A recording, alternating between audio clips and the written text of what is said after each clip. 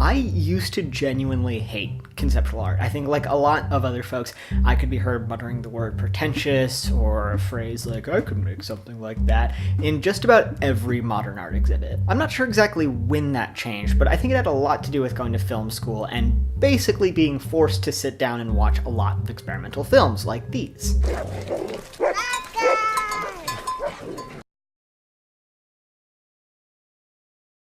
Soyez attentifs. Un objet. Un geste. Un décor. No! But somewhere over the course of the past few years, my view began to change, and that has never been clearer to me than when I visited the new exhibit at the Art Institute of Chicago, which has a lot of conceptual art. Here's why I actually enjoy stuff like this now, and how I think it's helping me look at art, including my own, in a healthier way. Let's get this out of the way first. All art, by its very nature, can be seen as pretentious. I mean, when you make something, put it out in the world and ask people to invest their time, energy, and sometimes money into it, you are inherently claiming that whatever you have to show has some sort of value. Sometimes, admittedly, maybe more value than it actually has, but that's a leap you have to take as an artist if you want to learn and grow. So to that degree, yes, there is a certain amount of assumed significance that has to come with being an artist. I want to key in on one specific thing that is required for the presence of pretension, and that's an order of importance, a ranking. If someone is to believe that their work has a certain level of value, they have to place themselves above or below the comparative work of others. But can you really put a Picasso painting and a Michelangelo sculpture on the same scale? No, because art is subjective.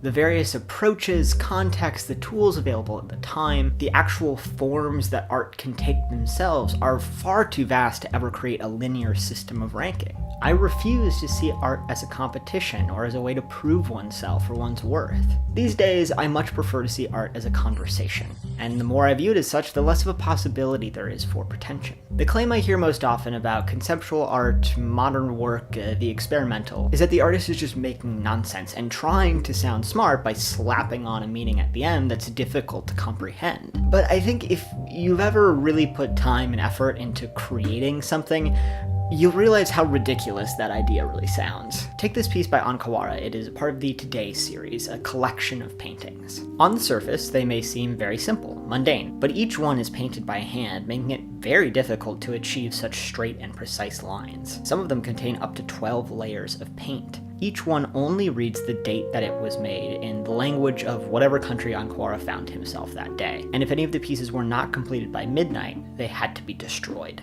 Now, I don't know about you, but I would have a hard time imagining Ankawara putting all that effort forward just in an attempt to frustrate museum goers as they tried to figure out why they were staring at paintings of dates. To me, this reads as a painstaking attempt to communicate something about the creative process. The commitment to actually destroying work that doesn't fit the bill of the concept sounds like humility, and putting the project over the ego, not assumed importance. Of course, there will always be bad eggs. There are people who go into art for the wrong reasons, just like there are people who go into any profession for the wrong reasons. There will always be those who see art as a competition. Trust me, I go to film school, I know. And in a world that rewards that mindset with likes and subscriptions and views, it's important to keep a keen eye out for the disingenuous. Even in ourselves and our own work, I mean, looking at art and the things we create as a competition is unhealthy. It's anxiety producing and stressful. Conceptual and experimental art is made for so many different reasons,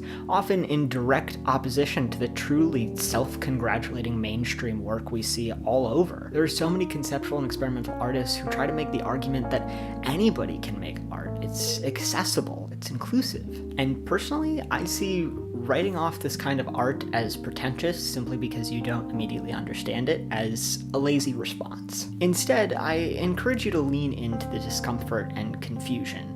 See what you can learn. Even if, at the end of the day, you realize you just don't like the work, at least you had a conversation. And with that, I leave you with this sculpture and a reading of the accompanying plaque. I do not mind objects, but I do not care for them, Lawrence Weiner said in 1969, issuing a fundamental change to the commodity-oriented art market. If people keep my stuff in their heads, that's fine. They don't have to buy it to have it. They can have it just by knowing it. Weiner's stuff consists of declarative propositions that he presents in equally bold typography. Often, as here, the phrases involve doing or making something. Viewers can undertake these actions and bring art into life themselves.